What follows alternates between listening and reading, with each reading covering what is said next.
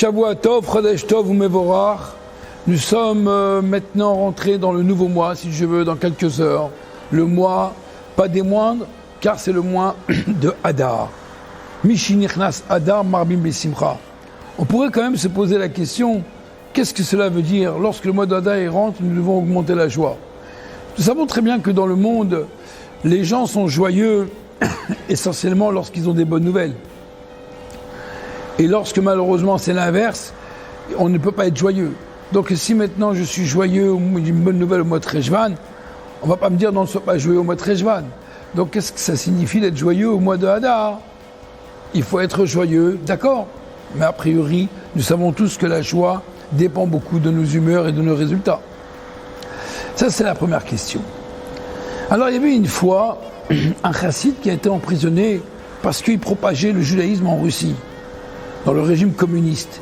Alors, malheureusement, il s'est retrouvé avec les très plus grands bandits, des vrais voyous, des vrais bandits.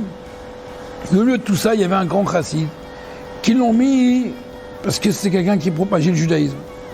Mais bon, il a essayé de faire le maximum, d'être dans un coin, de prier, d'être discret, de ne pas rentrer, d'écouter toutes leurs bêtises. Mais à un moment, un jour, cette bande de voyous qui était en prison, ils se sont sortis des cartes pour jouer aux cartes.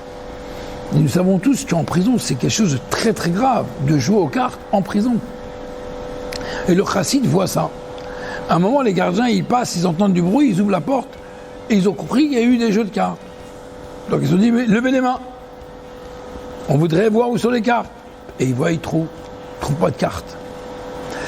Il ressort le gardien, quelques temps plus tard, la même scène se reproduit. Hop, il retourne encore une fois le gardien, il cherche, il vide. Cette fois-ci, il y a quelqu'un qui a des cartes. Pas de cartes. Une troisième fois. La même scène. Toujours pas de cartes. On comprend rien. Le chassid s'est dit, il y a quelque chose, il y a de la magie, c'est pas possible. Il va les voir. Alors les voyous lui disent, écoute, on a vu que tu es quelqu'un qui a l'air de très sympathique, on va t'expliquer. Nous, on est des gens qui sont des très très grands manipulateurs des mains, Netilat Yadayim. On sait très bien faire bouger nos mains. Et lorsqu'ils rentrent, dès qu'ils nous demandent de vider nos poches, etc., nous, on fait tellement rapide qu'on met les cartes dans leurs poches à eux et ils vont chercher partout sans savoir chercher chez eux.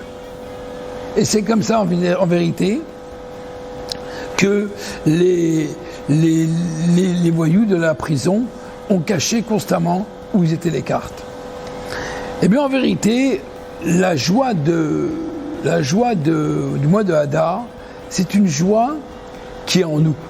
Parfois, on cherche toujours des raisons extérieures.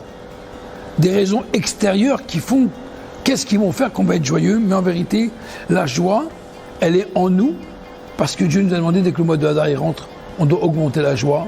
Et la joie ne va pas dépendre justement des qu'en dira-t-on et de l'aspect extérieur. Alors comment on peut faire une chose comme ça? Comment on peut réussir cela? Ce Shabbat, nous sommes la paracha de Trouma. Vous avez la notion donc, de la Simcha qu'on vient de parler. Nous avons la notion de la Trouma, qui est la paracha cette semaine de la Trouma, qui parle du prélèvement, mais qui parle du caporet, de cette fameuse armoire où il y avait les 10 commandements et qui était couverte. Et par-dessus, il y avait les chérubins, un bébé, une fille et un garçon qui étaient au-dessus. Et nous allons également parler du fameux déguisement qui est à l'air a priori une coutume très importante chez nous à Purim. Ces trois choses-là sont liées. La joie, la trouma, en d'autres termes le luchot abrit, l'armoire sainte, le caporet, et le déguisement.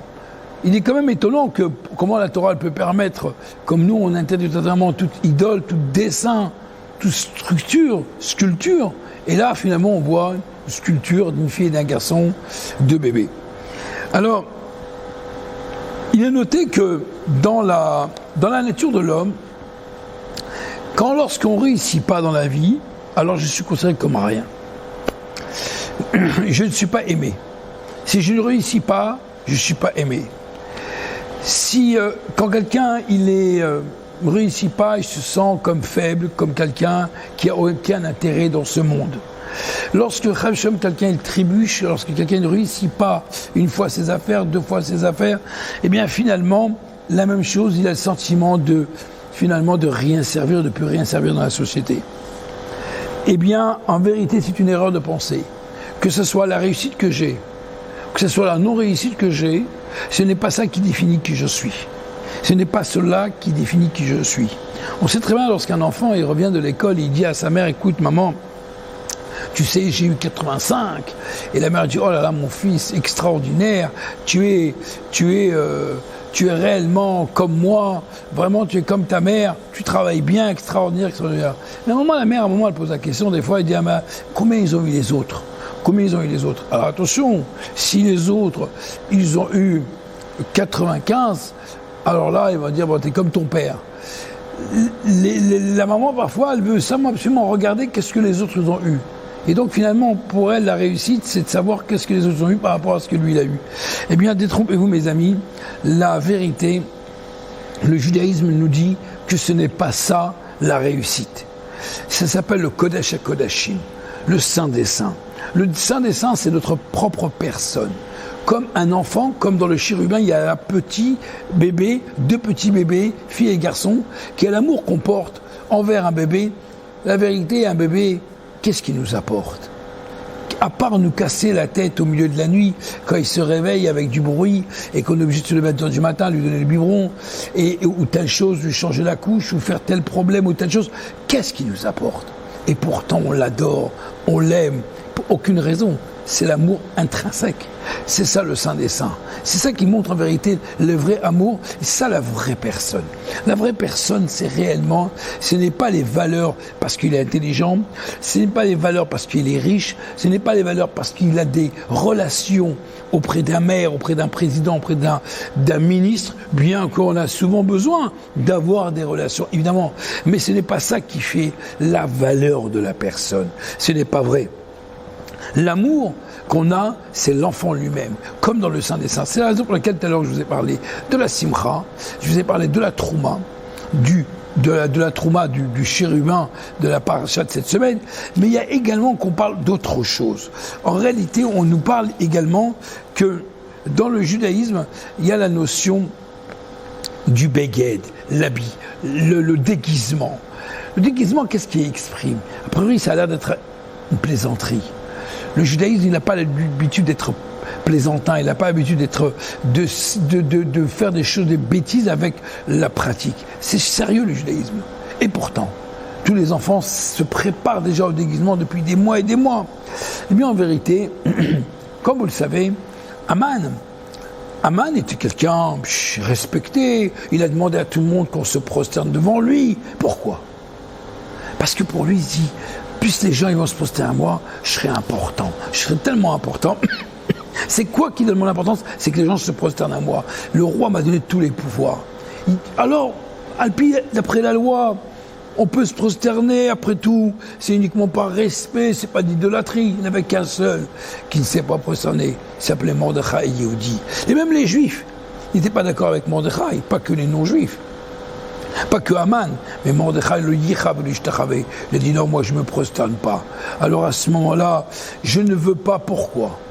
Parce qu'en vérité, Aman, à ce moment-là, il a mis un habit. Quel rapport un habit? C'est pas uniquement un habit de deuil, mais il voulait montrer à tous les juifs. Arrêtez de croire à l'extérieur. Notre judaïsme ne dépend pas d'un pseudo-réussite temporaire, parce que vous voyez une forme de réussite chez Aman, et c'est ça qui va définir la vérité. Eh bien non, la vérité c'est pas du tout.